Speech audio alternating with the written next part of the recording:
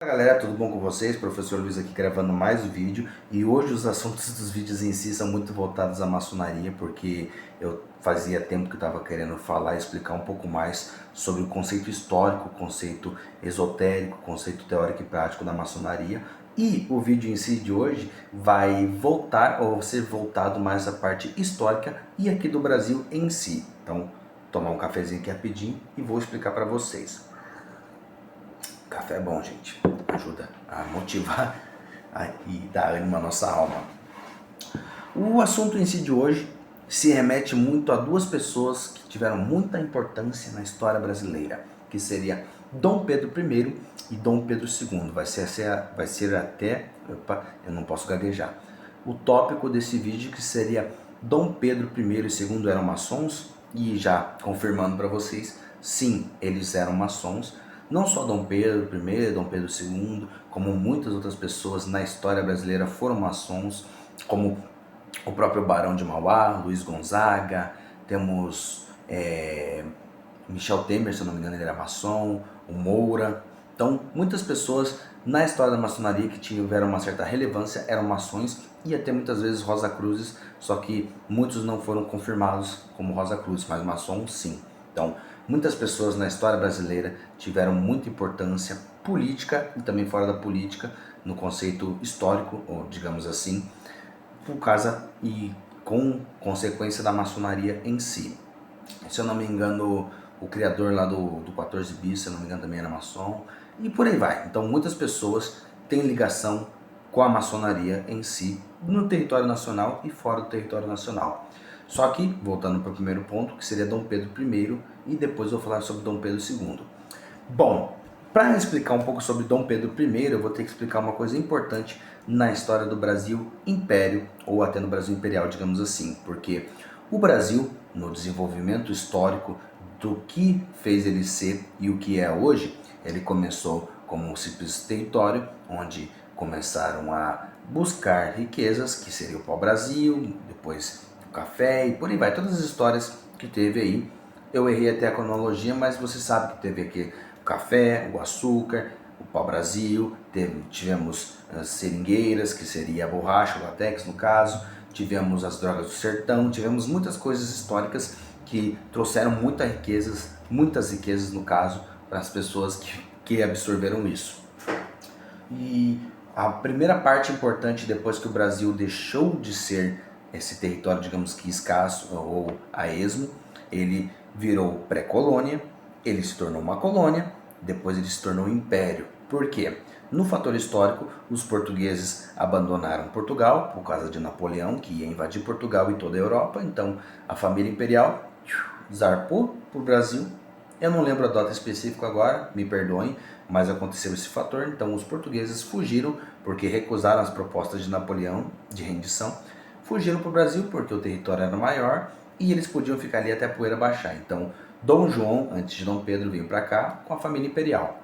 Então eles trouxeram muitos livros, muitas pessoas, digamos que importantes, vieram para o Brasil na época que já era Brasil pré-colônia e se tornou Brasil Império, digamos assim, ou até, entre aspas, era Portugal praticamente aqui.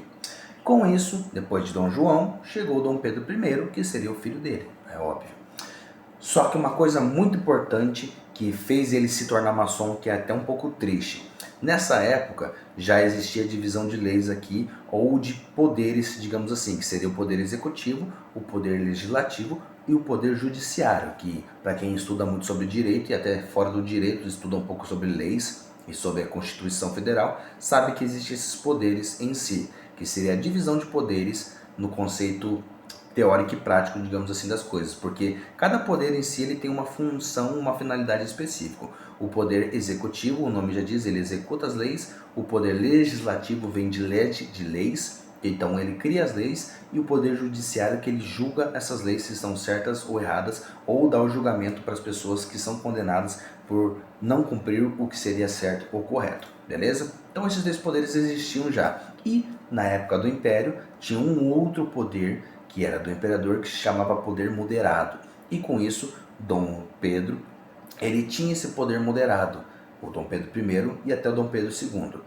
Porém, uma coisa muito importante que fez ele entrar na maçonaria, que até foi uma coisa triste que eu falo, porque ele sabia dos fundamentos maçônicos, sabiam que eram pessoas de pensamento livre, pessoas que buscavam se lapidar e buscavam, entre aspas, ter a liberdade de expressão, a liberdade de pensamento, e você ser uma pessoa que não dependa, entre aspas, de uma única visão doutrinária, digamos assim. E com isso, ele entrou na maçonaria, ele foi iniciado e em pouco tempo ele se tornou grau 33. Tipo, eu lembro que foi em poucos dias que ele se tornou grão-mestre maçônico. Alguma coisa assim, agora também me perdoem se eu falar alguma coisa errada, mas eu lembro que ele atingiu altos níveis maçônicos em pouquíssimo tempo. E depois disso, que ele se iniciou, ele atingiu certos graus, ele fechou a maçonaria. Por quê? Nessa época ele se sentiu intimidado pela maçonaria pela visão que ela traz. Então ele só quis entrar na instituição para fazer isso, para dar um fim nela, para não ter ninguém com mais poder, digamos assim, que ele no Brasilzão. Então Dom Pedro I ele fez isso. Então por isso que eu falo que é um pouco triste falar que Dom Pedro era maçom, porque na verdade ele não agregou em nada na maçonaria. Ele advogou dela, ele pegou, se apropriou dela por um bom tempo e fez o que queria e fechou ela para não ter pessoas com mais pensamento, digamos assim. Porque se você tem um pensamento ou você questiona as coisas, você é uma pessoa que argumenta, questiona e quer entender como funcionam as coisas, para o sistema, para o governo e até para o império, isso é uma ameaça. Então já pense nisso. E depois, partindo de Dom Pedro I, foi para Dom Pedro II, que seria seu sucessor. Não vou falar em detalhes como ele se tornou imperador e tudo mais, porque todo mundo sabe. Eita, acordaram. Pera aí, só um segundinho.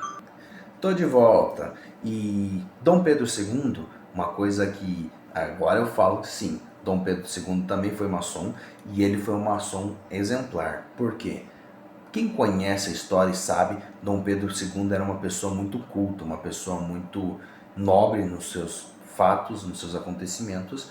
Então ele estudava muito, ele foi um dos caras que, se eu não me engano, até foi ele que traduziu a Divina Comédia para o português, que a Divina Comédia, para quem não sabe, é um livro muito clássico de Dante Alighieri, que tem o paraíso, o purgatório e o inferno, só que não é nessa ordem, é o inferno, o purgatório e o paraíso, se eu não me engano, e ele traduziu. Então o cara era bem inteligente, o cara era bem culto, porém também era um pouco orgulhoso por ser o imperador, tanto que na época de Dom Pedro II teve conflitos com o Barão de Mauá, que seria até um outro maçom, e Barão de Mauá, se ele tivesse apoio de Dom Pedro II, o Brasil seria muito melhor hoje em dia, porque Barão de Mauá era uma pessoa revolucionária, uma pessoa que fez o Brasil crescer muito, tanto que ele criou ferrovias, ele criou empresas, ele era um homem super honesto, super de princípios e valores, e por causa da época dele viver no Império, ele não prosperou no final de sua vida, mas enquanto ele trabalhou, enquanto ele lutou, ele teve muitas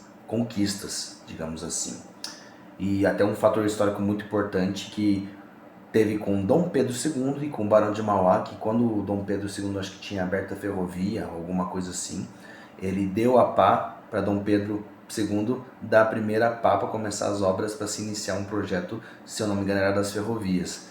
E Dom Pedro II se ofendeu, porque ele era o imperador, então ele achava, ou antigamente já tinha a visão disso, que o trabalho era para pessoas pobres, que era para escravos, era para pessoas que não tinham nobreza. Então o trabalho era visto de outra forma antigamente. O trabalho hoje em dia é visto como edificação, como lapidação, mas antigamente as pessoas nobres e cultas, elas tinham que ter tempo desenvolvido para se lapidar, para adquirir conhecimentos, para ser pessoas mais cultas, digamos assim. E quem trabalha não tinha tempo para isso, digamos assim. Então, dois fatores muito importantes na história da maçonaria brasileira, tanto que ela veio para cá com influências externas de portugueses, ingleses e por aí vai, e que Dom Pedro I e Dom Pedro II eram maçons e Barão de Mauá também era maçom, beleza? Então, esse vídeo vai ficar por aqui, é só um dos fatores históricos que eu quis trazer para vocês. Tem muito mais coisa histórica para se passar sobre maçonaria aqui no Brasil. Como eu falei, Luiz Gonzaga também era maçom e muitas outras pessoas no Brasil eram maçons que fizeram certa relevância e diferença na história da maçonaria e na história do Brasil. Então é isso, pessoal. Vou ficando por aqui. Agradeço todo mundo que vem me acompanhando e até o próximo vídeo.